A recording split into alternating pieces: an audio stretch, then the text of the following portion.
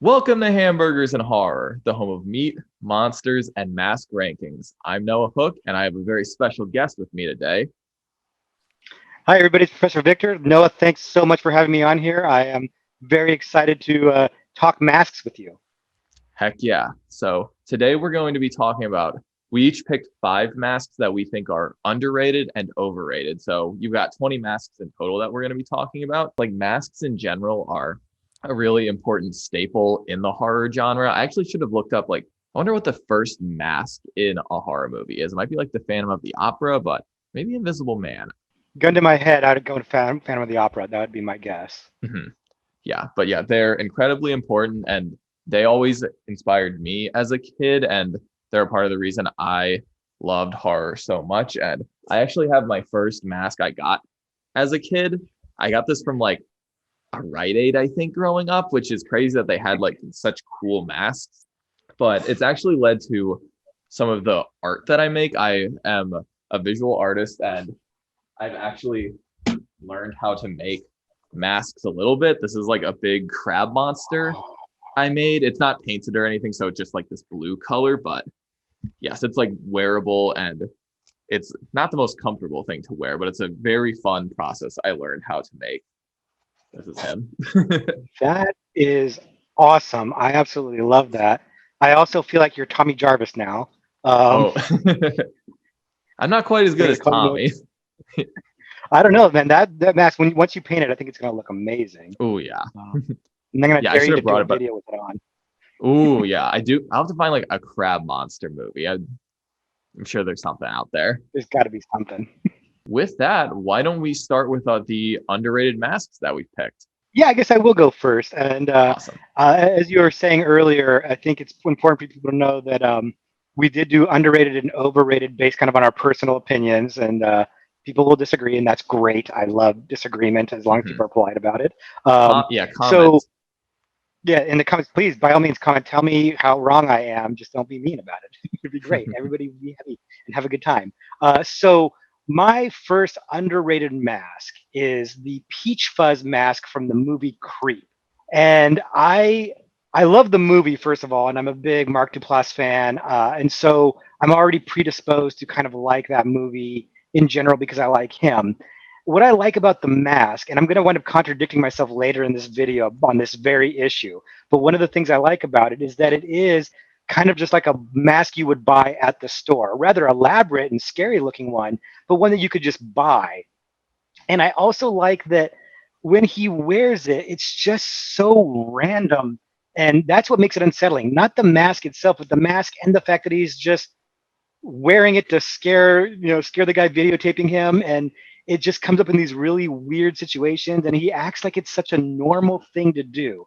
That normalcy of the mask, both in terms of like it being generic and in terms of how he uses it, is what really freaks me out about it. And I don't see a lot of people talking about it that much. Everybody kind of seems to know it when you say it, but nobody's dressing as Peach Fuzz for Halloween or getting Peach Fuzz tattoos or anything like that. So I felt like it was a little underrated. So that's why I picked it. Oh, that's a great way to start. I nearly put Peach Fuzz on my list. I Oh, love the Creep movies, and I love the Peach Fuzz song. And yeah, I recently covered it on the channel, and I'm just so happy that it's getting talked about now because yes, Mark Duplass is great, and the Peach Fuzz mask is just so off-putting the way that he uses it. that's the perfect word for it. Off-putting. I couldn't come up with it, and then you found it. It's just off-putting. It's unsettling. It's not so much scary like Boo, although he does Boo scares with it. It's like, what is wrong with this guy? And Yes. it really works for Heck yeah. Cool. I guess I'll jump into my number 5, which is the Collector's Mask from the Collection series.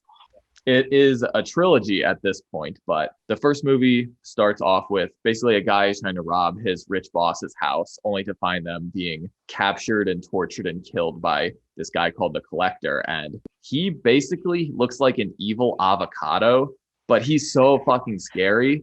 I don't really know. I don't know what to describe like his mask being made of. It doesn't look right, but it's like it's basically just like a big like robber's ski mask, but the texture is different and it's like partially pulled back. And something about it is just really off-putting to me. And I don't know if the actor was wearing specific contacts or it was something that, or it was the lighting, but his eyes are like glowing throughout the movie under this strange black mask. And something about it is just so effective for me. It really makes it makes the movie better than it actually is. I 100% agree with that last statement for sure. But I'm also a little mad at myself for not even thinking about adding this mask. I'm glad you brought it up because it didn't even occur to me. As soon as you said, it, I'm like, oh yes, that's a good one. Oh yeah. Yeah, I don't love the collector movies. I think they're solid torture porn, but it's not my favorite genre, but he specifically is very scary whenever he's on screen. And I think you make a good point that sometimes the mask can make the movie. Like if you have a good enough mask, you can kind of, no pun intended, mask other things that are not quite up to snuff in the movie. Yeah. So Mhm. I think it's a good point. Mhm. All right, my turn. And kind of in a similar vein, my next pick is going to be for number 4 on the underrated masks is from Nightbreed, the Dr. Decker mask. Yes. And that one, it's funny. I wouldn't have even thought about it until, except that I was watching Nightbreed recently. It was just on. I can't remember if it was on Shutter. I don't remember where I was watching it, but it was on. And so I sat down and watched it for a little while. And he came on, and I hadn't seen the movie in a long time. And he came on screen, and I'm like, oh my god, I'd forgotten how creepy that guy is. And why don't I see him pop up more in pop culture, especially horror pop culture? Mhm. Why don't I see Dr. Decker masks or Dr. Decker T-shirts or things like that? Why isn't that the case? I know that Nightbreed has a good cult following, Mhm. but even then, you're not seeing a lot of Dr. Decker love. And so I was like, that's definitely got to go on the list. I was just like, because we were already working the list at that point. I was like, I'm adding that to the list right now. I'm Mhm. bumping something else off. So that was my pick for number 4. Yeah, Dr. Decker is awesome looking. Yeah, just like the button eyes, the zipper mask. He's just like I think he's similar to the Peach Fuzz mask. Like a good word is off-putting. Like I don't even know how like the actor could see in that thing. I'm convinced that he couldn't. I'm convinced Mhm. that he was just kind of working without being able to see. Because I've watched it and looked to see like where's the eye hole. I can't find it. I think he just can't Uh-huh. see. And I Yeah. kind of love that. Uh-huh. Yeah. Yeah. That you will be happy to know I was going through a bunch of mask ranking lists and he actually did show up quite a bit, but I don't know. I feel like that had more to do with like somebody saw it on a list and they like plucked it from that list and people are just like putting him on lists because it's like on things like Watch Mojo. No, Watch Mojo don't at me or anything, but like I don't know. I feel like it would be one of the more obscure masks on the list, and I feel like not a ton of people actually watched Nightbreed and really appreciated it and its whole array of weird costumes and masks. That's a funny point because I just assumed that because it was Nightbreed and it was something that was Nightbreed was not a huge hit and it's kind of a cult movie Mhm. that I just assumed that it's underrated. So it's kind of surprising, but also pleasantly surprising that it is making lists because at least people are hearing about it. I have Yeah. no illusions that you and I are going to illuminate the world about it or anything, but Uh-huh. it's nice to see it getting some love at least. Yeah, definitely. Cool. Yeah, I'll go on to my number 4, which is also I'd say it's not an obscure movie within the horror genre, but I don't think it's Toby Hooper's most known work, and I'm talking about The Funhouse with Gunther's Frankenstein mask. So this one was a weirder choice on my list because obviously like the mask is not the star of the show by any means and the real surprise is beneath it, but I just think something about the way he behaves before you get the whole unmasking reveal, something about it is just so strange. Just the whole him going to a prostitute and getting a hand job and that whole thing and just his mannerisms while that whole scene is playing out, like there's something weird under this Frankenstein mask that's kind of bulbous and it's not shaped right and you're just like waiting for the reveal, and I think that that's what's so effective about it. I love that pick. I think that it's a kind of a deep cut and also really unexpected. Like you could have given me 20 guesses, 25 guesses of what was going to be on your list. I would not have come up with that, and that's what I love about it. And, Yeah. and it's good too. I'm not saying it's another good pick. It's just I wouldn't have even thought of that, so that's great. No, yeah. Yeah, I yeah, this was an example that like I couldn't find anyone talking about anywhere, and something about Gunther just like I watched it Funhouse as a kid, way too young, and something about him always stuck with me, and like him deciding like Frankenstein being his mask is just a funny little choice, and yeah, go watch the Funhouse if you haven't seen it. It's a wacky movie. Absolutely. Absolutely, I agree. Okay, so my turn. Number three on my underrated mask list, and this one deeply disturbs me. It's the pig mask in Motel Hell. Yes. Uh, that freaks me out so much, and it freaks me out for a number of reasons. One is just because it's really gruesome and scary. Two, because I don't eat meat, and so like the whole animal thing kind of freaks me out. It disturbs me on a whole different level. But I think the thing that resonates the most for me is that Motel Hell is mostly a fun comedy horror type movie, and I love it. It's a blast. And then that last scene is utterly disturbing to me, and it doesn't feel out of place, but it seems like it just kicks everything up a notch or two. Like oh man, things just got real in this movie. Like it really the visual of the mask of the pig head just. I remember the first time I saw it, I was like, oh, what? I was just blown away. And every time I watch that movie, it still gets me every single time.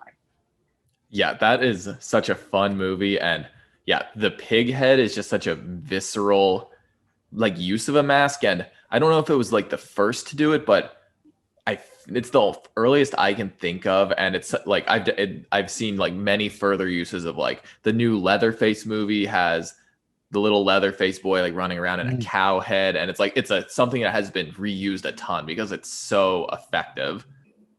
It really is effective. That's a great word for it because like I said, even just talking about it now, I'm just like, oh man, that one really bugs me. It really Uh-huh. gets under my skin in a good way. Like I said, it makes that horror comedy movie a little bit more horrific and just the right dose. It's fantastic. I'm a little bit bummed that we didn't get more Motel Hells. I guess narratively it wouldn't Hmm. have necessarily made sense, but that mask could have gone a Hmm. long way towards being a new Yeah. icon, a new slasher icon. Yeah, definitely. Like, yeah, just the idea of like being at a point where you're like going to put an animal's head on, like, like that is like it obviously like it's pretty much like a comedy and it's hilarious, but it's very intense. Agreed. Nice. So I actually have a hint for my number three choice.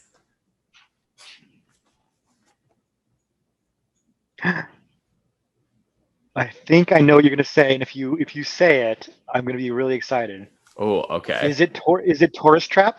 It sure is.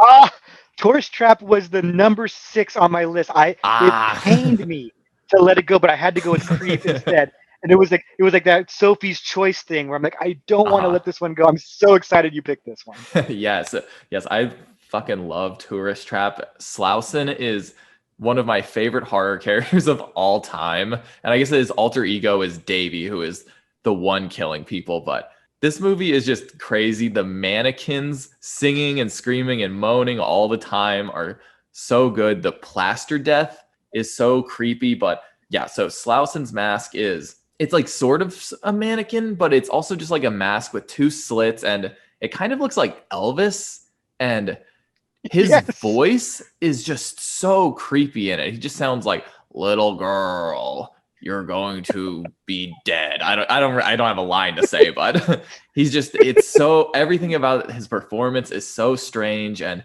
like when he's in the mask you like can never see his eyes and he just seems so mechanical and not human, and I love Tourist Trap. Oh, I do too, and I'm so happy you picked this because like I said, it hurt me to let it go. And I think everything you've said, I 100% agree with every single thing you just said.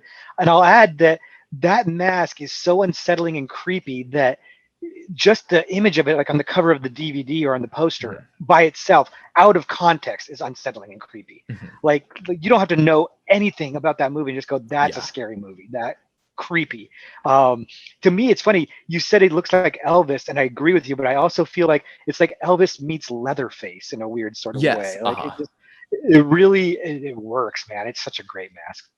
Yeah, it's so strange. And it just being surrounded by all of the different like mannequins and pseudo mannequin, like weird humans, like everything. He just blends in, and he like is a great ringleader for all of this like great chaotic energy. Yep. 100% agree. Nice. And I'm glad you're able to guess it. I pulled out my mannequin head. That's awesome. I was like, I'm gonna look like an idiot if I'm wrong. But like I'm too excited to not say it. Okay, so I'll preface my next two picks with the caveat that these are not that underrated. They do get a lot of love, but I absolutely adore both of these movies and both of these masks, and so I had to put them. I kept thinking I should take them off because they're not that underrated, but I just love them too much to take them off. I just do. And the first one at number two is My Bloody Valentine, the Harry Warden Oh. minor mask. I absolutely love it. I love that its simplicity that you just go and buy this at like an army supply surplus store, Mhm. or it's just a regular old miner mask. It echoes Jason's hockey mask in that Mhm. it's a completely unnecessary mask for what he's Mhm. doing, but because it's not part of what he's doing, it just adds to that creep factor that like Mhm. why is this guy wearing a miner's mask, and then of course adding the pickaxe to it, and it kind of has a theme and everything, the helmet and everything, but Mhm. and it's just scary looking, it just has that kind of like that mysteriousness. You can't see his eyes, it's just all Yeah. black, and it reminds me a little bit of I saw Star Wars, the original Star Wars, when it Mm. came out. I was like 3 years old when it came out. Like when it came out, like, the re-release came out, I was 3 years old, and so I saw it in the theaters like as a child. And I remember that I think it's the Garindan, the little spy that rats out Han Solo in Mhm. Mos Eisley Cantina, and he kind of has that long snout. It reminds me of that, and that creeped me out as a kid. So when I saw My Bloody Valentine, it triggered something like buried in my childhood psyche. So it had this extra layer of just creep to me. And so that mask, that whole character design just works really, really well for me. I also feel like it makes more sense. Like that whole getup is designed to actually work for killing people. And Mm. that's an important point for when we talk about the overrated masks that I'm going to bring up again about having a mask and a costume that actually helps facilitate murdering. And I feel like that one's a pretty good one. That mask is protecting you. You can breathe in it, and the whole costume is good. It's designed to move and to lift a pickaxe. I love it. I absolutely love Yeah, yeah. I think you touched on what I was going to say, but like the fact like it's like the least human of all the masks. You really can't see anything, any like amount of skin on him. And I forget if in the original like they think it might be a ghost at first or not. I might be making that up and be thinking of like Scooby Doo or something. But like he's like like the fact you like don't see any of him for such a long time, and like there's something so inhuman about that he seems like almost like a supernatural force in the movie, and like you think it might be like like the evil force of a miner that was killed or what or something like that. And yeah, I think it's a really solid choice, and he's one that you don't hear talked about a lot. I think you bring up an interesting point that I never really gave much thought to, but the inhumanity of it. So many of the other masks either have like a human or animal motif to it, something a Hmm. little bit more that you can relate to, something living that you can relate to. And this mask is very cold. It's kind of Darth Yeah, Vader-ish in a way. yeah. It's actually we have Star Wars. I don't know why. I know why because I love Star Wars. but it does have that inhumanity. It really does add something to it. It's a great point. Something I hadn't thought about, but it's a really good point. Yeah, definitely. And I liked your point about like the utility of it. Like most of these masks that we're talking about, like they don't make any sense. They're there because they're creepy or fun, but I don't know. He's killing people in caves, doesn't want to breathe in the coal dust. Yeah, exactly. Why function over form, I guess. Mhm. Sweet. So yeah, I guess I'll go to Okay. my Sebastian is joining oh, me now. Apparently, welcome, Sebastian. I think. Hello, buddy. You're on TV. You want to say hi to YouTube? You want to say hi to YouTube? Say hi. There he is. Oh, I think he just wants to sit on my lap, and that's perfectly fine because he'll be off frame when he does that. Yes. So yeah, my number two, I think a few people might have to open Google for this. Maybe not. Maybe I'm just young and don't know about movies like the rest of my audience. But this was a killer and a movie. I was not familiar with until I started looking for this list. And I stumbled upon this movie and this killer. And I'm very happy I did. My number 2 choice for underrated masks is the smiling killer from Four Flies on Gray Velvet. Deep cut. I don't even know that movie. Ooh, it is Dario Argento, 1971. Oh, that's the thing. I've not seen all of Argento, but what I've seen, I tend to really love it. Just style, style, style. Yeah, I like stumbled upon this movie, had never heard of it, and then I saw the cover and I was like, I gotta watch Oh, this. wow. Yeah, just the cover alone, I'm like, yep. Solid, solid choice. I don't want to spoil too much of the movie, but it's Dario Argento, 1971, pretty early in his career. And basically, there's a guy who murders a stalker, and then someone witnesses it, and he's then being followed by this masked person who is eventually killing people. And that's all I'm going to say, because it's like there's a twist ending and all that good stuff. But I'm here to talk about the mask, and it is just ridiculous. It definitely inspired like the babyface killer in Happy Death Day to You. Yeah, Happy Death Day. And hold that like, thought, because we'll be talking about that one in a little while. Oh shit. I think it's like made out of plaster, which is even more unsettling. And while it's very like comical, like there's points in the movie where it's just like staring at you from the darkness, and it is actually surprisingly unsettling. And the killer just like whispers the entire movie, and it's just so creepy. And I'm so impressed with what Argento was able to do with such a funny, ridiculous mask. Nice. I want to check this out now because because you're giving it a vote of confidence and your opinion matters to me. But also just the image of that on the cover was enough to be like, yeah, I'm in on that one. Mhm. And I hadn't even heard of this movie. And I'd call myself an Argento fan, but I'm not an Argento completionist or anything yet. So one for me to discover. It's awesome. I'm pretty excited about that actually. Yeah. I would say the movie itself, not the best Argento by any means, but I'd say it's worth the watch, and the mask alone like makes it worth the watch. Exactly. Sometimes the mask can make the movie, like you were saying earlier. Okay, my number 1 underrated mask, and again, maybe not that underrated. I think hardcore horror fans will kind of roll their eyes and say that's not underrated. That's pretty obvious. But it's Behind the Mask: The Rise of Leslie Vernon, the Leslie Vernon mask. Oh. I love the movie. I mean, absolutely adore the movie, and I really like the mask. I think the mask is simple yet really creepy, and I also love that you see him without the mask, and you see like the eye black underneath. You literally see behind the mask, and that to me added something more to the mask, because knowing that this guy was taking the time to paint the eye black underneath it to make the mask look more scary just made it even more unsettling. It's just like, that's really methodical, and that's, part of the point of the movie, if you haven't seen it, is like, it's a documentary about a serial killer and how he goes about serial killing. And, it's mostly kind of a funny mockumentary type movie, which I love. And then, of course, at the end, it kind of switches more into just straight horror.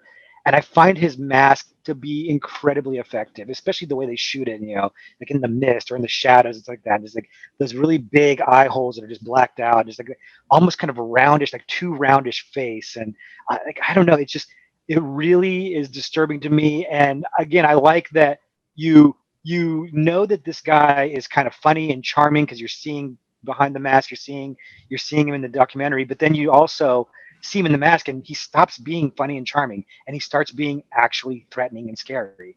And I think that's a hard trick to pull off. And if you don't have the right mask, you don't pull that off at all. Mm-hmm.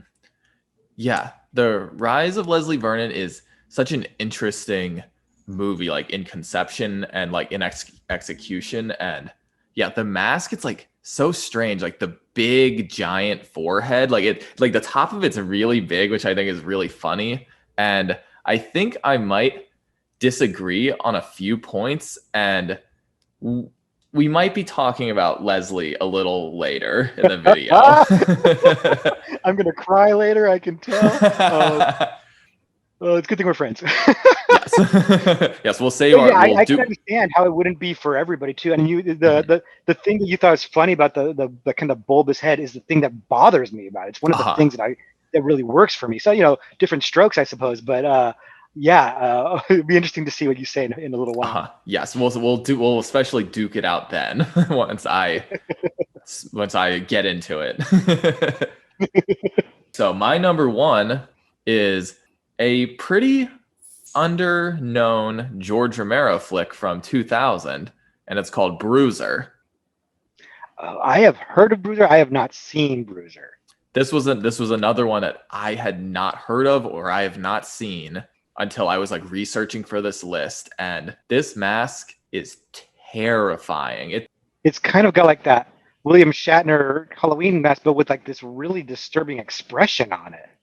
Yeah, so basically Oh, the I don't mask like is that at all. yeah, the mask is more I think it's more metaphor than it's like actually him wearing it. So the movie is about basically this average Joe who he has an awful life. He's really depressed. His wife hates him. His boss is banging his wife and eventually he snaps and this weird mask that his boss's artist wife like makes on his face, it becomes like this blank template for him to start killing as a means to like basically kind of like try to start over. And it like half the kills are like fantasies he's having with this mask, and then it eventually becomes more real. And the mask itself is just so strange. It's just these two little pinholes on this like white plaster face that like barely moves. It's just so strange looking, and it just like melts into his face because it almost like isn't a mask. It is supposed to be his face, and it's just so off-putting and strange. I'd say the movie itself, it's definitely not the best Romero, but it has all of those great themes in there that he likes to explore, and I would say it's a very underrated mask and movie that should definitely be checked out by more people. Yeah, I hadn't heard much about the movie other than the fact that it existed, and it's something that had completely Mhm. skipped me. I had never heard of it, and I remember it was Josh. I don't remember if it was Josh. I don't remember where I heard about it, but somebody was talking about Romero movies and said, if you haven't seen this one, this is one to check out. It's a lesser known." And I was like, "Oh, I'll just make a mental note of that." But I Mhm. hadn't looked into it at all. So when I look up that mask, that's an unsettling mask for sure. That's like the stuff of nightmares. Like it really, it's it's so expressionless, and like, it's got that weird kind of downturned mouth. At least in the pictures that I was looking at, that just Mhm. I don't like it in the Yeah, best it's really possible way. I don't like it. yeah, it's very strange. Like I haven't seen one quite like it, like because it's like you still have like his regular ears, which I think is like really strange, but also really funny. And it's just like this, like just his dialogue while he's wearing it is super off-putting. And I wouldn't. It's like it's a slasher, but it's like not a slasher. Like we're experiencing the movie through his perspective the whole time, so it's like not the same like perspective. Like the killer appears and you're running from him. It's like you're participating in the kills much more, which it adds to the creepiness. This sounds like a movie that would be up my alley for sure. And it's Romero, so I'm already halfway there to liking it probably. But Mhm. no, I'm glad you brought this one up because it's been on my radar on the peripheral, and now I'm kind of moving it towards the center. Yeah, I'm glad that we decided to do this because it's like it's shown me a bunch of movies that some didn't make the list, but I like had no idea existed, and I've like found a new little treasure trove. It's awesome. That's pretty cool. Mhm. Nice. So those are the underrated masks. Now it's time to piss off the audience. It's gonna get salty now. Yes. If you are very sensitive about masks that you love, you may want to stop the video now because Fair I'm coming warning. in Fair hot warning. with my number five. I'll start out a little easy then. So I'll go Mhm. first with my number five. And this is one of those ones I was talking about earlier that maybe it's not all that overrated because it's not that rated. People don't love it all that much. But I'll explain why it's on the list. And that is the Bayside Baby from Happy Death Day. Mhm. Now, I love the movie. I absolutely love the movie. Like one of the things I love besides horror is time travel stuff. So that movie was kind of like in my sweet spot. It really worked for me. But I did not love the mask. And part of the reason why I didn't love the mask is not because the mask itself is bad, but the logic behind it is faulty. The mask is supposed to be a mask of their school mascot, the Bayside Baby. And I call shenanigans. Nobody's mascot is a baby. That's not true. That's not real. And I know that they do it so that there can be multiple masks around and you don't know who the killer is, and all these college kids wearing the masks, so you don't know who's a villain and who's just a regular person. I get that concept, but they chose a baby. And I didn't do, like, opposite of you, I didn't do a lot of research on this because I wanted to just kind of go from the gut. But this was one that I did do a little research because I couldn't remember the name of the school. So I looked up Bayside Baby. And I found in my research that apparently the director picked a baby because the he and his partner had just had a baby or were just about to have a baby, and he was uh, afraid of being a bad father, and he decided to translate that into the mask, which just sounds like Huh. the worst idea because it has nothing to do with the movie at all. There's nothing about fatherhood in the movie at all, so that theme doesn't work at all, and it just fueled me. I was like, I wasn't sure about putting this on the list. When I read that, I'm like, it's going on the list for sure. Nice. But the other reason why I wanted to add on this list is when that movie first came out, there was I don't know if you're familiar with Halloween Horror Nights at Universal Studios in Oh yeah. Hollywood or in Orlando. I was going to that, and that was a Universal movie, so they had a horror maze, a scare maze, with that movie as the theme. Mhm. So, and I don't think I'd even seen the movie yet, but it's a bunch of different rooms with, like, images from the movie and people wearing that baby mask. Mhm. And I just remember going, that mask is just not scary. It's Uh-huh. kind of weird and silly, but it's not scary.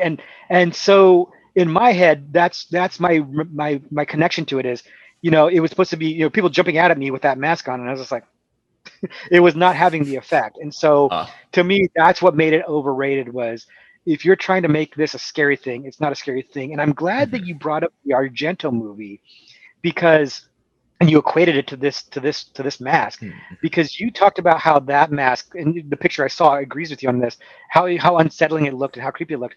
I don't think this one looks creepy. It's very Mhm. chubby and round and kind of silly Yeah. looking. It looks like it's just the face, not all the way around.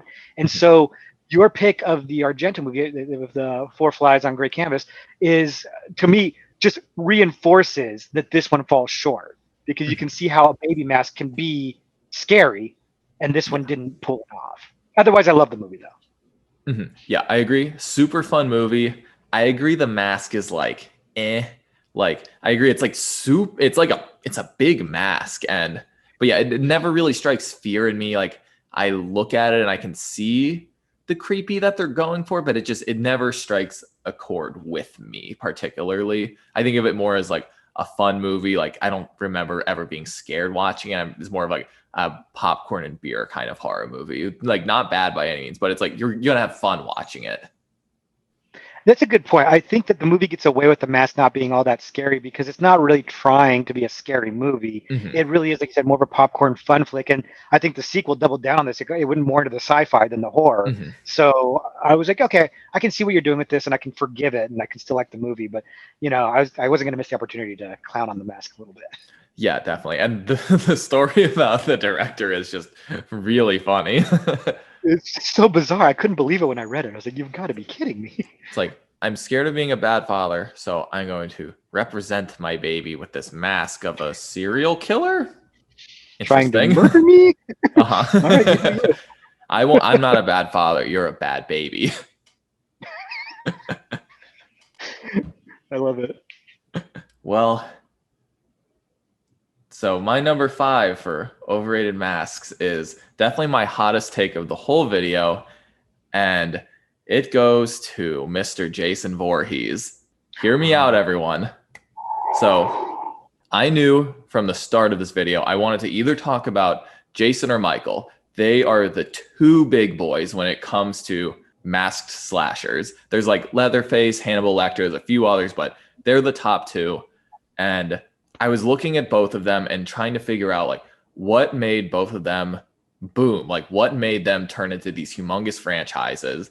And I decided that I think Michael's mask was more integral to that process than Jason, because obviously there's the first movie, he's not in it. Second movie, he's got the bag. And it's the third movie, about halfway through, he finally gets this iconic mask. And it is obviously the most iconic horror mask of all time. But I wasn't alive during that time. So I don't know what led to it becoming such an icon. As you go through the movies, like there's a lot of inconsistencies with the mask. Like the stripes are sometimes there, sometimes they're not. Sometimes you've got the axe mark, sometimes you don't. Holes are different, straps are different. It's like almost never consistent. And I realized like that doesn't matter. Like it never makes a difference in how you see Jason. And I think of it more as like just like this blank canvas. It's a hockey mask that we love to see, and I think it makes him fun. But I never think Jason is scary. This might be another thing with my age, not growing up on these movies. I grew up with a remake where he is much more aggressive and arguably more scary, but it's not a good movie. But yeah, so I think that like I guess my point is I don't know how Jason became the icon that he is, and I don't think the mask had a ton to do with it in the grand scheme of the series compared to Tom Savini's gore, the great music, and then just like the ridiculous campy atmosphere. The masks just happen to fall into their laps and become an icon. So this is interesting. It pains me to have you put that on the list because, as you know, Friday the 13th is my favorite. Jason's my favorite.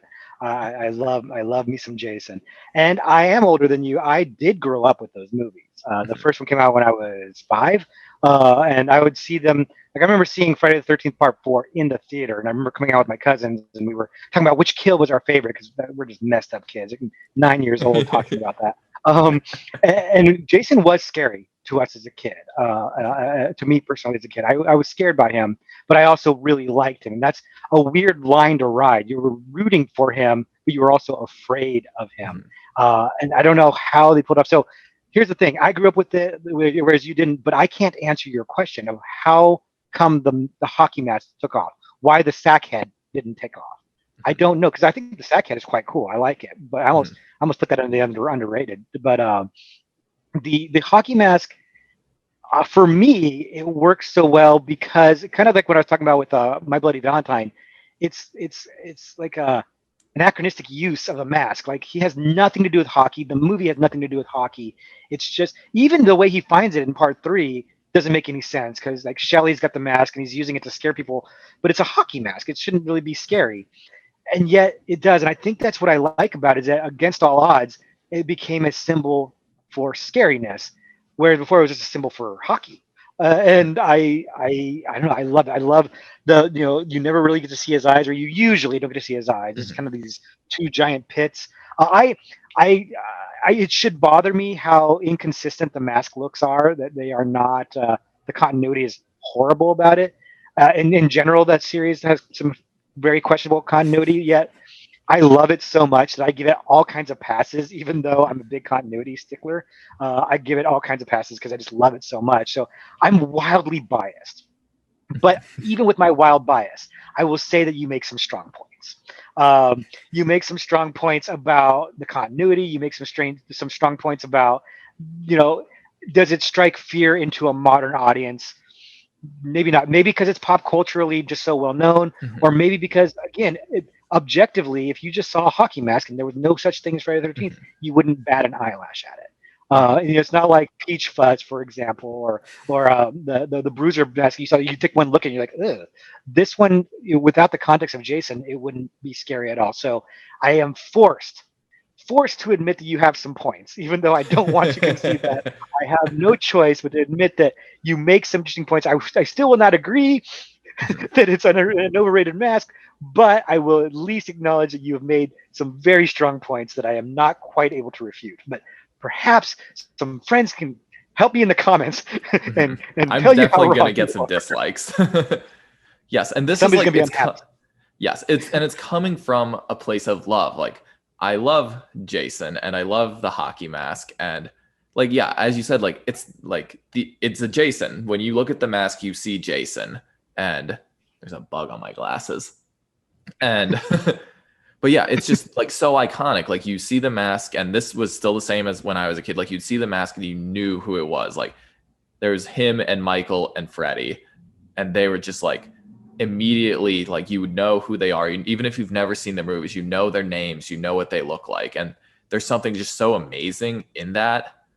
But yeah, I guess like what it came down to was comparing like Jason throughout the series and Michael, who was like his competition for this number 5, like Michael's masks are awful later on, and they influence how bad the movies are. Like Michael isn't scary when he's on screen with his like 4, 5, 6, etc. masks, and Jason, I feel like it doesn't matter quite as much if the mask is a little bit different because it's so simple, which is part of why it's so effective. But I feel like with comparing him to Halloween, like that first Halloween Michael Myers mask on Nick Castle just like works so well. It's so scary. And I personally think that's the best mask of all time. So I hope it's not on your overrated list, but it is definitely not. That's why we didn't do best masks, because we were both going to be saying the same thing. Yes, and if we were doing that as the number 1 mask. Yes, and if we were doing best masks, Jason would have landed on there, but he's on here basically as my way of saying Michael is number 1 and Jason's number 2, I guess. It was a very petty means to do it, but that is why he's here. No shade to Friday the 13th fans. Jason is amazing. I would reverse those two, but by the slimmest of margins. Like my friend and I will frequently, because he's more of a Halloween fan, will debate which series is better, and we've looked at it from many different angles. Maybe that's a video for another day. Oh yeah. But while I love Friday the 13th more, because again I kind of grew up with it, and that's the one that speaks to me. The Halloween series is objectively a better series. It just is. Even with the bad movies. I might actually disagree with that. Maybe. I'm going through the Halloween movies right now, and they're fucking, these late ones are that's right. awful. I've been watching your videos, and it's so much fun. I love the awful ones. I can't help myself. But what I would say, my biggest defense in this, and we're getting off topic, but why not? People like this kind of stuff. Is that while I think Friday the 13th consistency is mostly the same, with a little bit up and a little bit down, nothing comes close to reaching the pinnacle of the 1978 Halloween. Yes. Nothing comes close to that. And so that's what gives it the edge, in my opinion, is that Halloween is a bona fide classic. If I'm being honest with myself, no Friday the 13th movie is a genuine bona fide classic. Not really. They're all ripoffs of Halloween. They are. Yeah. Admittedly. So, well, we got off topic, but yeah. Okay. Hopefully people are still watching. Yes. Everyone has found a reason to hate us at this point. Exactly. I don't think anybody will hate me for my next pick, number 4 overrated mask. And I think the movie is underrated, but I think the mask is overrated. And I'll explain. And that is the Cupid mask from Valentine. Oh, okay. And I think the movie's underrated. It's not an amazing movie. It's a standard, post-Scream slasher. So it's kind of got that post-Scream 90s vibe to it. But I like those movies. I'm a sucker for those. I really enjoy them. But The Mask is another one of those ones, kind of like Happy Death Day, where it's just not that scary. I appreciate that it's on theme. The movie's called Valentine's, taking place in Valentine's, and it's a Cupid mask. I get the theme. I just wish that the design of the mask wasn't quite so cherubic. And I guess if you did that, it wouldn't quite look like Cupid. But was there a way to make it a little bit scarier? I mean, some people might argue that it's a little unsettling, but for me, every time it's on screen, which admittedly isn't that much, it's not. It doesn't strike that tone of dread or fear that we've talked about with some of our underrated masks. It didn't unsettle me. It didn't make me feel uneasy, and it's a missed opportunity. And I think that this movie had the potential to be a franchise. I think they were definitely thinking that if you watch the movie, and I think that part of why it didn't is because the mask is just didn't resonate enough. I mean, even I Know What You Did Last Summer had just a guy in a rain slicker with a hook, not even our mask, and that got a couple sequels. So I feel like that was a missed opportunity. If they could have made that mask a little bit more iconic, a little bit more creepy or unique looking, then maybe they would have really had something there. And I think the movie wouldn't be quite as underlooked or overlooked, I should say, if they had a tighter mask. Yeah, I can agree with that choice. Like, it's very standard. Like, it's got like the curly blonde hair, and that's like all I can really say about it. I feel like it had like some like kind of creepy, like big, like diamond eyes with big black pupils, but I can't talk about it very much. I think it's creepy when the killer has like a bloody nose sometimes. I guess is it a bloody nose every time they kill someone? Yeah. Okay, like that's what it was. And the fact that we're having trouble remembering both the details of the mask and the details of the movie kind of tells you something about the movie the mask. The only questionable thing about putting it on this list is that is it really all that overrated? Mhm. Is it really? And I guess I'm chalking it up to the movie hinged on having this good mask, and Yeah. it wasn't that good. And so yeah, I felt like it hurt the movie so much to not have that. So overrated by the producers, maybe, of the movie more Uh-huh. than the audience. Might be a better way of putting that one. So to kind of forgive me putting on the list, but I had to mention it. But you're definitely right in that like it's a themed movie. Like the theme is like love and Valentine's Day and Cupid and all of that stuff. And so like your killer is matching that theme, and it's like maybe there's probably multiple parts of Valentine that aren't up to par, but the mask is maybe one of the more solid things about it, but it's not solid enough to like save the day that the way some of our other masks might have. Exactly. We were talking about that earlier, how a good mask can kind of paper over or mask the other flaws Mhm. of your movie. Valentine didn't do that.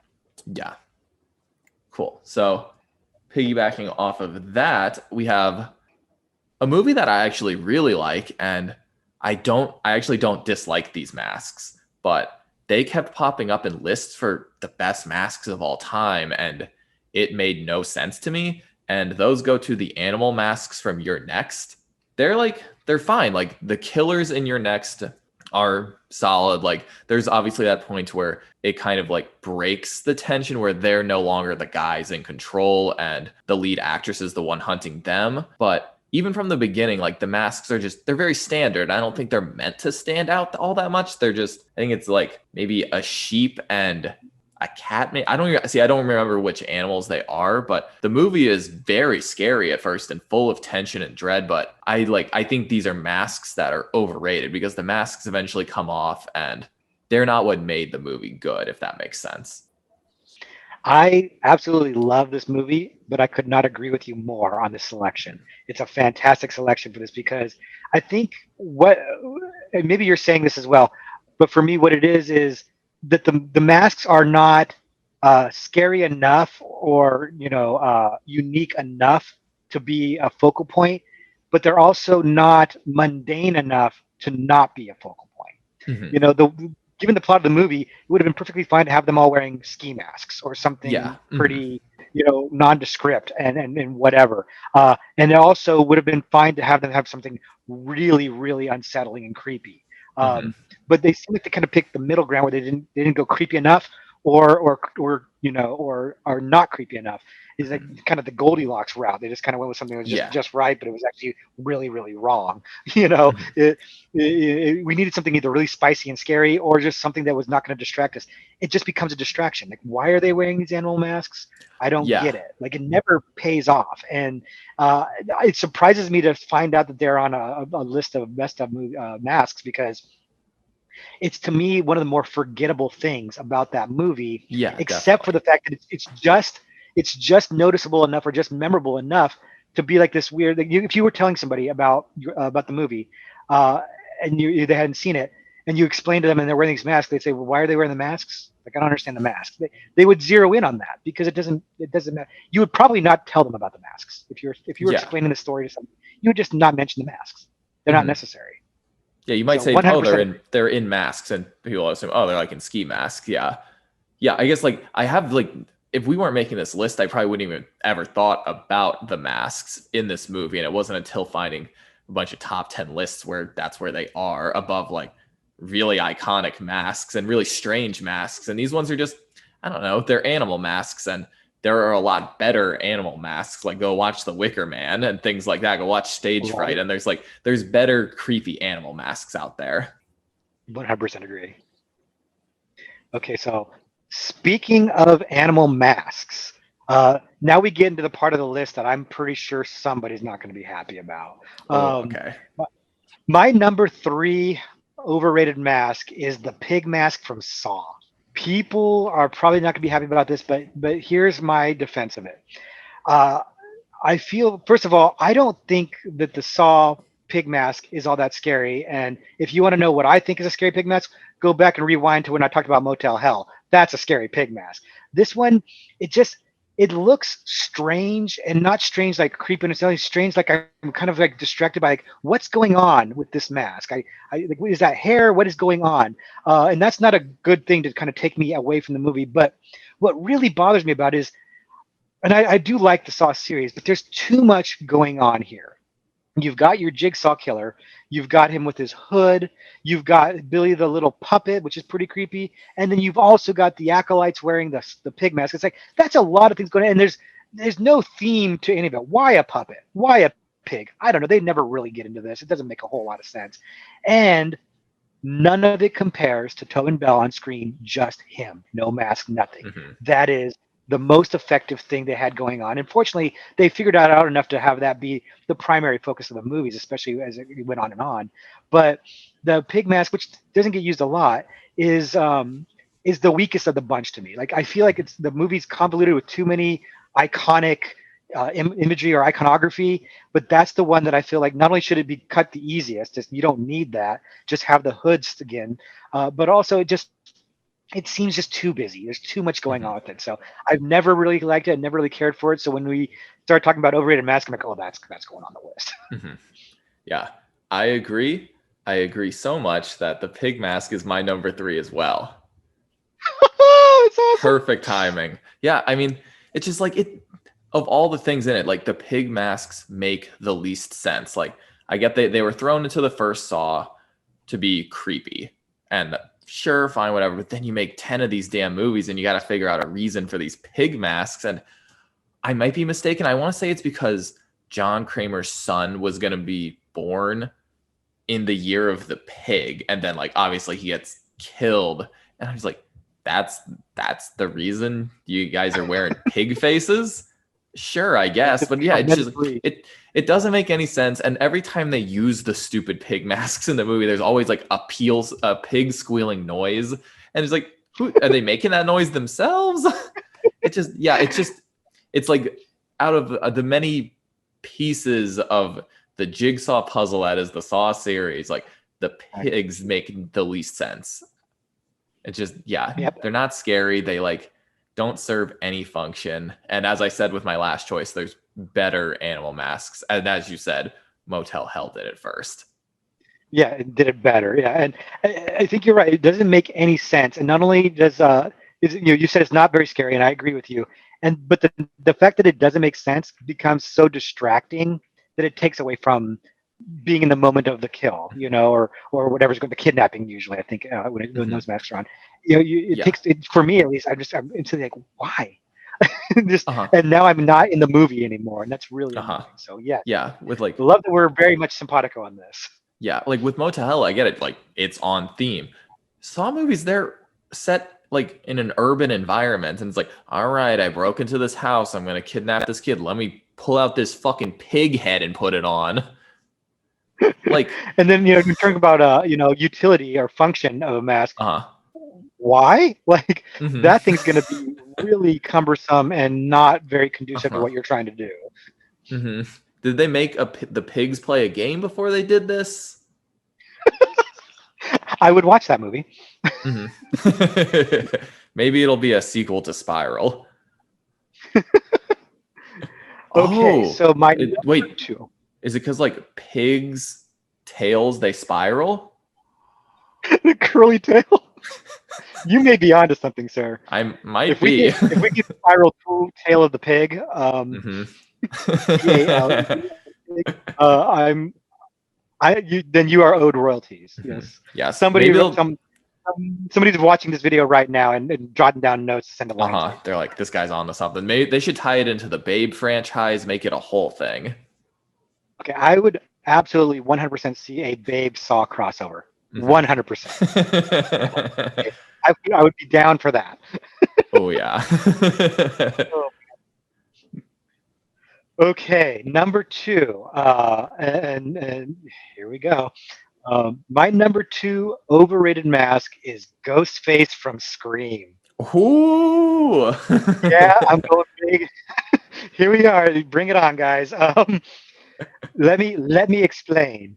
I love Scream. I absolutely love Scream. Maybe one of my top 10 horror movies of all time. I absolutely love it. I've talked about it on my channel how I was going through a phase where I was actually kind of giving up on horror because it had gotten so derivative and bad. And then Scream came in and just kind of reinvigorated everything. So to me, Scream has a special place in my heart for where I am today and what I do today. So I love it. I love it. I love it. But the Ghostface costume, the mask, the gown, it's fairly terrible for a couple of reasons. And the first one is how mundane it is. It looks like a costume that you got at like, a Spirit Halloween costume store, because that's what it is. And that's what it's supposed to be. I'm well aware that for the plot, you want it to be like this dime store costume that you got off a rack. That's part of the mystery of it. I understand that. But couldn't they have picked something just a little bit cooler and scarier? Because that mask, that face just doesn't freak me out. It just doesn't scare me at all. I see the characters jumping at it in the movie, and I'm like, really? But also the gown, and I know this is a mask video, but the gown is the number one most non-utilitarian costume to be wearing when you're chasing somebody to kill them. And you see it in the movie. They're tripping over it, they're falling down. And again, I understand that's part of how you explain people getting away and stuff like that. I get the narrative reason for it. I just wish that the design could have been better. I've been to Spirit Halloween stores. There's some creepier masks than that. I really wish that they had gotten something that just creeped me out on its face more. Something that if I saw it on the poster by itself would give me that uneasy feeling that some of our underrated masks did. And it doesn't do that. And I know that it's iconic. I don't fault them for that. Kind of like what you were saying with Jason and the hockey mask. They've managed to make that iconic and make that mean something. Now you see that mask, even though it used to be a pretty mundane standard costume. Now it's the Scream. It's the Ghostface Scream costume. I have mad respect for that. I just wish it was cooler. That's all. Mm-hmm. Yeah, I can definitely see where you're coming from with that. I was like, for a little bit pondering putting Ghostface on the list because it's like a weird like dime store mask, like you said. And I gave it like a pass from the list because like it's very self-aware of those things. But like in the grand scheme of things, like if it was a scarier mask, like Scream could have been even scarier, and that it would have towed the line a bit more of its meta-ness, I suppose. Like it would have been harder to get it into the plot if it wasn't like an easily accessible mask. But yeah, I definitely grew up like I was a kid mostly in the 2000s. I was born in 97, but I remember still going to Halloween stores and like seeing all of the ghost face masks. And like that was a very cool moment. Like I didn't really ever see like Michael or Jason masks growing up in stores very much, but I see Ghostface all the time. So definitely still very iconic, but I can definitely respect your reasoning for putting it on an overrated mask list. Yeah, and I just want everybody to understand if you love the Ghostface mask, great. I don't think you're wrong. It's kind of a personal preference. I just wish it was scary. Like you said, Scream is great and it's scary and funny and meta and all of those good things. And it could have been even scarier with a better mask, or even just a modified version of this mask. I know that people tell you that there's some different variations of it. Great, whatever, I don't care. But if it had been that the killers had bought the mask and then did something to it, and then as a result, everybody else in town started doing that too. You'd wonder why how they knew that, but whatever. It just might have made it look cooler. Again, if I saw it on a poster and it creeped me out, that would just be so much more impactful. But yeah, I hope that if you guys like it, great. Let us know. Let me know how wrong I am. It's cool. I respect your opinions, but yeah, for me, the mask falls short. The movie does not. Yeah, I think a reason I gave it a bit of a pass is like I'm sure like in the design room for making the Scream mask, like with Wes Craven, like there was a ton of effort put in, but it came out looking so effortless that I really respect that, which is kind of the opposite of what I'm going to say for my number 2, which is the Leslie Vernon mask, which I feel like as a movie, it felt like try hard to me. And it came out in 2006, like a while after Scream, but I think you said you're a fan of like the post-Scream, like 90s horror. And for me, it's one of my like least favorite time periods in horror. Like I don't really care for most of them, like the meta-ness and like the snarky quips and like the awful 90s rock music in most of them. Just like they just take me so far out of it. But yeah, so Leslie Vernon is, I feel like, still within that like post-Scream era. I feel like it takes it a few steps further, which like I appreciate the ambition, but I feel like it's like trying really hard to be like a smart horror movie, and at times I think it's successful, but I think at certain points, which is where The Mask comes in, like I think it just isn't like where I want it to be. Like for me, it's kind of in like the Ghostface vein where it just falls short. It's not as scary as I'd like it to be. Like I do like the big eyes, but something about like the mouth shape, it's like something about that is weird, and like the weird chin. And I think for me, the like just meeting Leslie before all of it, like it didn't allow me to be afraid of him, because you just get to see his charming, quirky personality, and just like knowing that he's like trying this hard to be a scary killer makes him not scary in my eyes. It's interesting. It's so funny how like like we we have the same opinions, or we're recognizing the same things, but we feel different ways about them. Yeah. Uh, because like that misshapen mask is one of the things that really works for me. Like that weird mouth and the big head and big forehead and everything. Like it's kind of a deformity almost, which is just kind of unsettling in a different way, and it really works for me. And also, seeing him up being all charming and stuff before he wears the mask, and then having him put the mask on, for me worked. I was impressed by them being able to make it still scary and creepy. It didn't hit for you, and yeah, like I said earlier, different strokes for different folks. But I do think that you and I are reflecting two different opinions of the fan base. I do think that there are people that really like this movie and people that really think it falls short and think it's overrated. So I'll be anxious to see in the comments if people agree, but I feel like there are going to be people that are backing me and there are people that are going to be backing you. Yeah. And nobody's wrong. That's the fun thing about horror in general, and this game in particular. Nobody's wrong. It's all opinions, man. So, if somebody doesn't like something, that's cool. I totally respect your opinion on it. And I wonder if part of why we have a different feeling about these same facts is because, like, I do like that era of horror and you do not, and so I'm predisposed to give things a pass that you're not. As evidenced by the fact that I really like H2O. I enjoyed that very much. Yeah, I think the movie itself, Leslie Vernon, like is part of probably my disconnect with The Mask. Like I don't know, there's like certain parts that take me out, like the whole like where Leslie's like planning it out and describing what is supposed to happen, and then like you realize, oh, that hasn't happened, but then like we watch it happen again, but like not as scary. I feel like it's bits like that where for me viewing it, it just like it just don't enjoy it as much, I suppose. Yeah, I think a lot of people fell out in that movie when it switched perspectives. It stopped being a mockumentary, and I actually thought that was a lot of fun. I really enjoyed that. It reminded me, spoiler alert for people who haven't seen the last broadcast, but it reminded me a little bit of the last broadcast. It kind of does a similar thing, and I liked that. It was one of my favorite parts of the movie, but a lot of people really tapped out at that point and felt like exactly what you were saying. I just saw all of this being set up, and now I'm seeing it come out, and it's not satisfying. And I can understand that. I think that's a fair point. I really enjoyed it, but I think that is a legitimately fair point to bring up. It's so funny, though, that we had one that was like my number one underrated mask is your number two overrated mask. I was kind of hoping something like that would happen. I thought it'd be a lot more fun. Yes. Yeah, discourse is good, but I'm also glad we both roasted the Saw Pig mask. Oh, that makes me so happy. And also that we wound up having each other masks that we each wanted to add to a list, made the list. Oh, yeah. We were kind of synced up. And for everybody watching, we did not tell each other in advance what mask we were picking. We siloed each other off and we'll surprise each other on the video. So yes. Yes, and it's been very fun so far. And now I guess it's time for our number ones. It is. So I go first, and I'll preface this by saying that as of the day we're recording this, it is, I believe, 59 more days till Halloween, and I am talking about Halloween 3, the Silver Shamrock Mask, which are awful.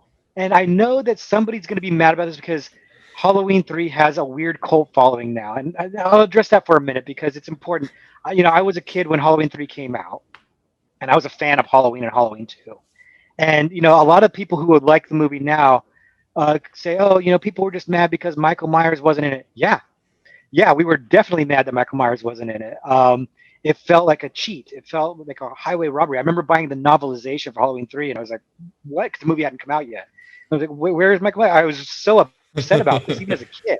Um, and now it's like the pendulum has swung the way. And I do think people were unfairly against Halloween 3 because it didn't have Michael Myers and didn't judge it on its merits. They just hated it because Michael Myers wasn't in there. And I'm one of those people. I admit it. But now I think people are swinging too far the other direction and giving it way too much of a pass because it got hated on so much. Like, oh, it's really actually excellent. It might be one of the best of the series. Slow down. It's not one of the best of the series. It's a perfectly fine movie. It's not great. It's not terrible. It's just fine. But the masks actually look pretty good. The problem with it is the whole plot of the movie centers on these masks murdering kids, which I love that idea.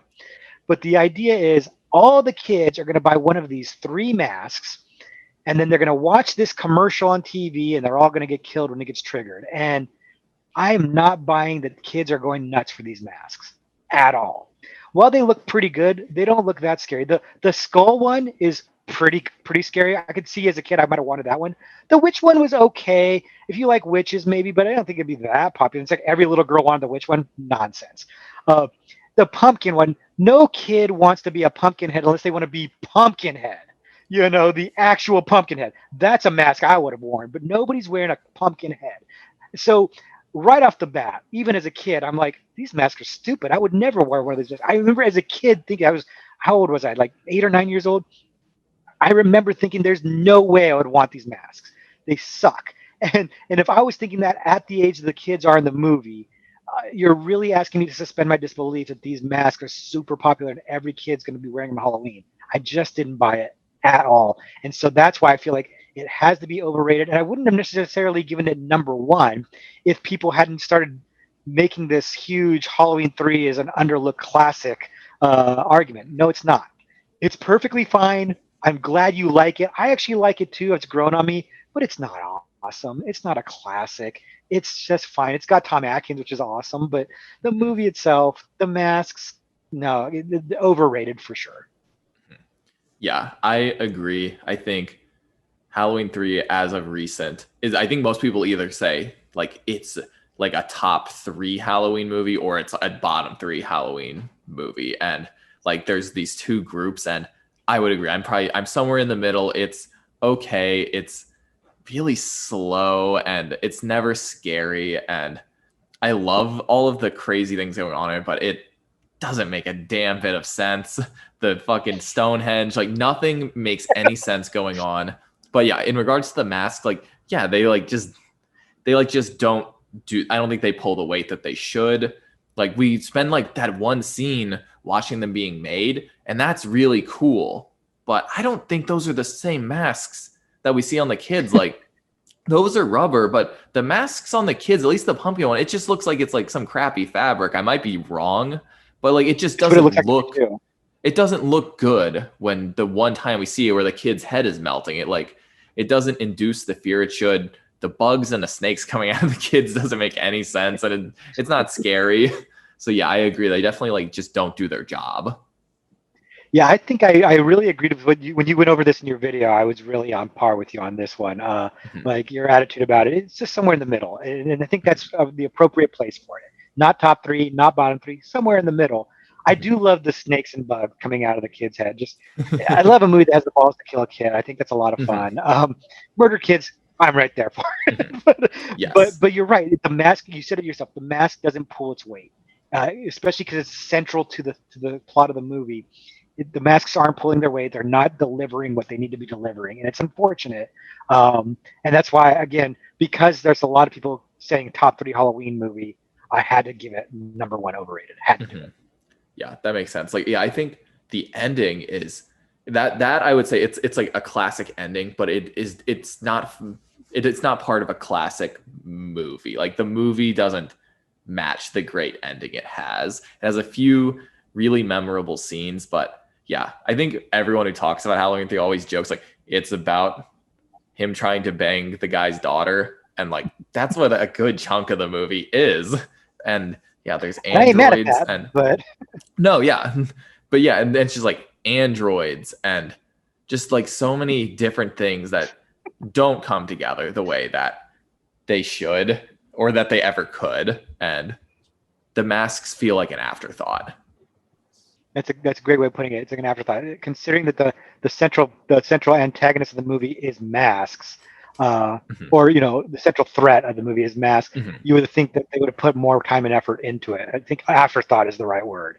mhm. Like, cause like the like androids are like supposedly like they're like synthetic. They like technically are made of the masky material, but and they look so good they look like humans. So like I guess you could argue like, oh, they're kids. They don't need high quality stuff. But I don't know. We as the audience want better. Parents won't pay $80 for that mask. Uh-huh. Nice. Well, I think that one will stir up a bit of commenting. Yeah, I'm bracing myself for it. It's gonna get ugly. Mhm.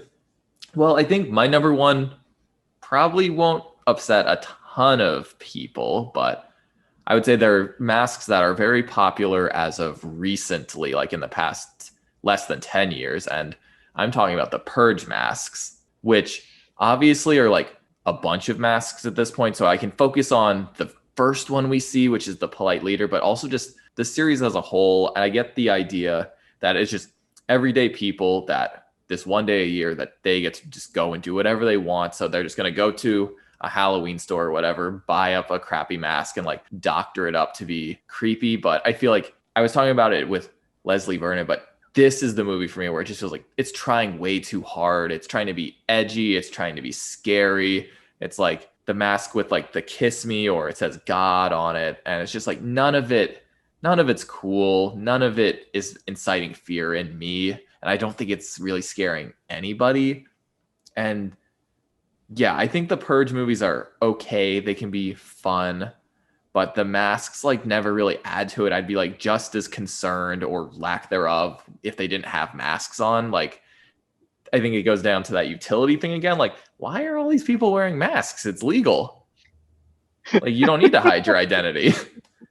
I don't know. So I actually really like the Purge movies. I enjoy them quite a bit. And I think it's interesting that you brought this up as your number one overrated because I briefly considered it on the underrated list, Oh. and then I didn't because of the points you're making. I talked myself out of it. And the number one point was exactly what you just said, which is why are you wearing masks when it's legal? You don't need to hide your face. And if you were going to explore why they're hiding their face, like, oh, because when the next day comes, they're ashamed of what they've done, then it might have been interesting. And then you might have had something interesting to say, but they just didn't do anything with that. It was just like you said, trying to make some creepy masks. And then the other reason I put it on my list for underrated was because of when you're saying there's so many different kind of masks because yeah, there are a bunch of different kinds of masks, and they're all kind of the same, but like you said, like modified.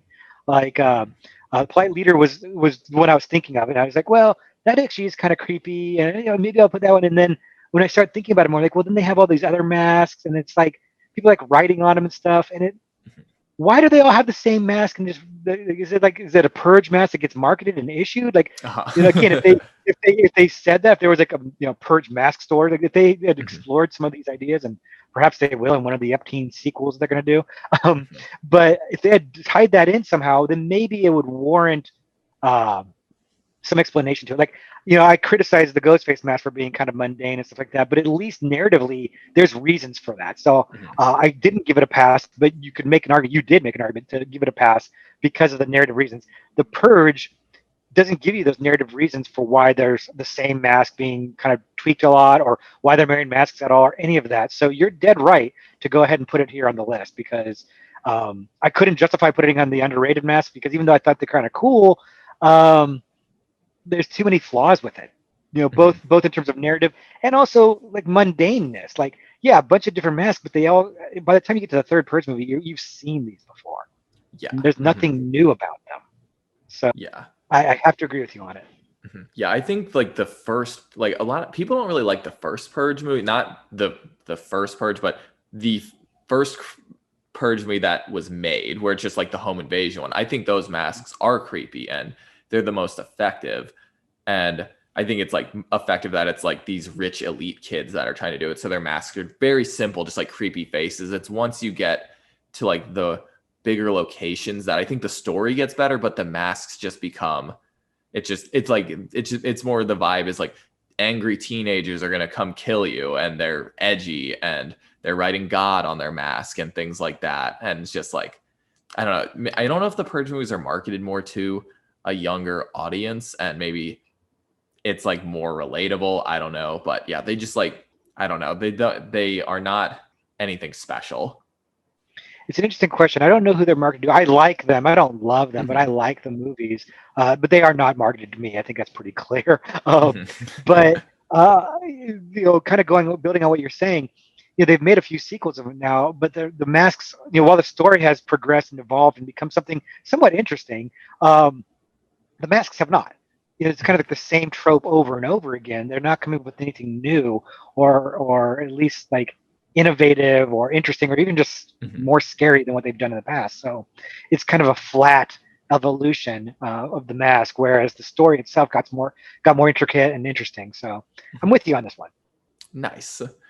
Cool. Well, there you have it, folks. That's 10, or I guess we did the same. So 9 overrated masks and 10 underrated masks. I think I said that right. Or I think and a mask that's overrated and underrated. Yeah, it's a very a multi-use mask. Yes. But yeah, Victor, thank you so much for joining me. Thank you very much for having me. I've been looking forward to doing this for a while. And hey, if people like this and they want to see more, we'll come up with other ideas. We had a few Heck yeah. different ideas to do, so we'll do another one because I love talking with you and talking horror. You're a blast, and I really like your channel. So thanks for letting me be on it and say hi to all of your fans.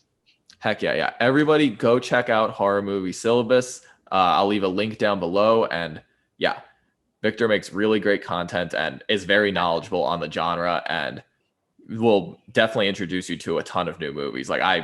Every video I watch, I find at least one movie in your list that I haven't seen before, which is always exciting. Well, I'm glad to hear that. That's actually one of the things I like to do is just kind of have introduce people to movies maybe they haven't given a chance to, and have people in the comments tell me movies that I haven't seen. So Mhm, it's kind of a dialogue we've had going on for a while now, and it's a lot of fun. And mhm. now that I've been on your channel, I'm going to find a way to get you on mine. I haven't figured out what Heck that's going to yeah. be yet. It might be just another one of these kind of things. Just we'll put it Mhm. on my channel instead of yours, but we'll cross that bridge when we come to it. For now, I'm hoping people will have something to say about us um, and some criticism of our choices. I'm ready for it. I'm I ready figure for it, we'll guys. hear Bring it on. about it. Sweet. Yeah. But with that said, be sure to like, subscribe if you're new, leave a comment down below. Either it can be nice, it can be not nice. It's all good with me.